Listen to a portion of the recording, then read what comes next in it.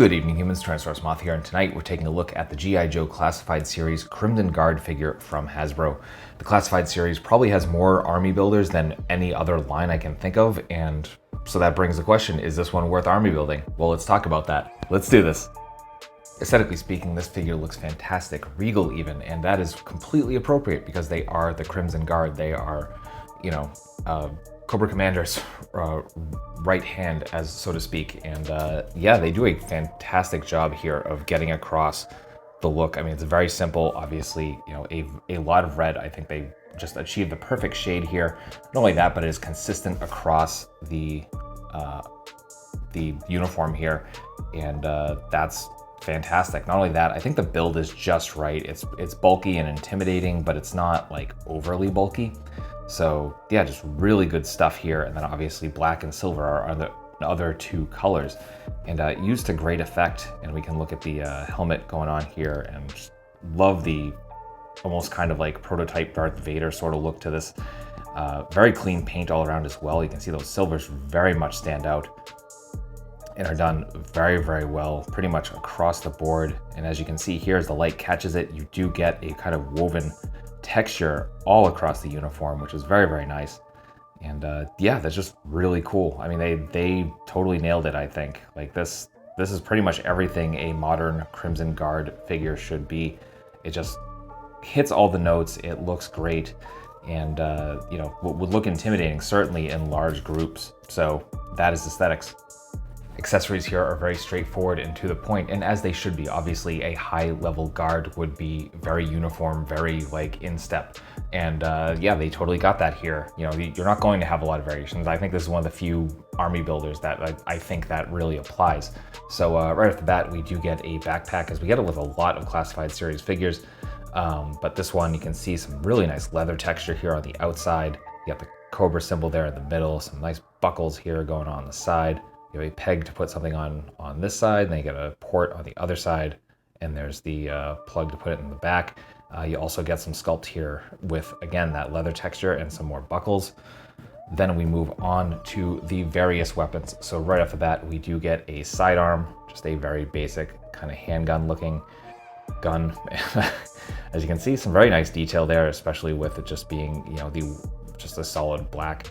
So very nice there. Then we get a sheath for our saber, some nice details here. We see that leather texture, and then just kind of a straight up, what I'm assuming would probably be metal in real life.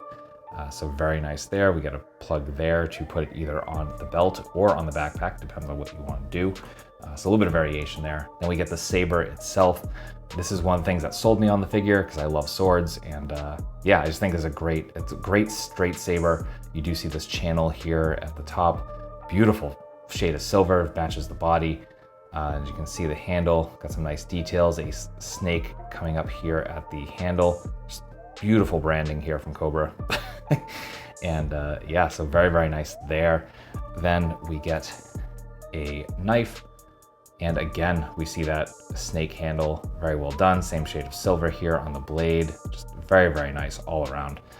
Then we get a automatic rifle, and very nice details all around. You can see a ton of details here in the body of it, and we even get a bayonet with, again, that silver coming back, and yeah, just great details all around. And then finally, we get a magazine for that rifle. As you can see, there's a little port here, so this is the part that goes into the weapon itself, and yeah, that is accessories.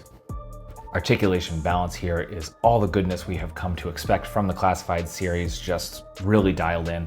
As you can see, this freestanding kick is just, it's beautiful. I love this, just straight up kick, and yeah, that's awesome. So let's break it down. And so our head, we are on a ball joint into a neck piece, which is separate and moves as well. So we're gonna get some really nice up. As you can see, our helmet runs a little bit into this back collar, but not too much. We're not getting full up, but we are getting up. We are getting mostly neutral, but we can get down if we kind of kick the neck forward a little bit. And we're getting a little bit of tilt as well. And of course, rotation. Then we do have butterfly joints, not the most effective I've seen in the line. This kind of harkens back to the beginning of the line, where it's just kind of like I don't know why they don't really need to be there. So that part I'm a little like, I mean, it's not bad. It doesn't detract, but it's definitely not needed. Then we get bicep swivel, double jointed elbows bring us to there. 2 hands, we have rotation and swivel and hinge, and both are vertical, absolutely beautiful as it should be.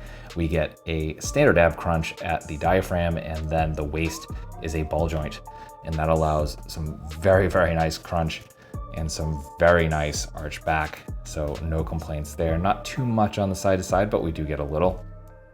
Our hips are drop downs, and those allow us for full splits. Beautiful.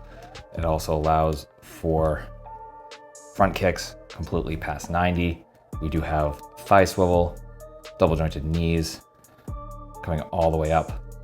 We do have boot swivel, and we have, nope, I did not warm up these joints, but we do get some very nice point. We get a little bit of forward, and then some insane amounts of rocker. So that's articulation. Getting into size comparisons, here they are with some other classified series. With some Valiverse. With some Hasbro and some Mattel. With some imports. With some monsters. Finally, with an articulated icons, Oni and yours truly in human form as a Valiverse Action Force figure.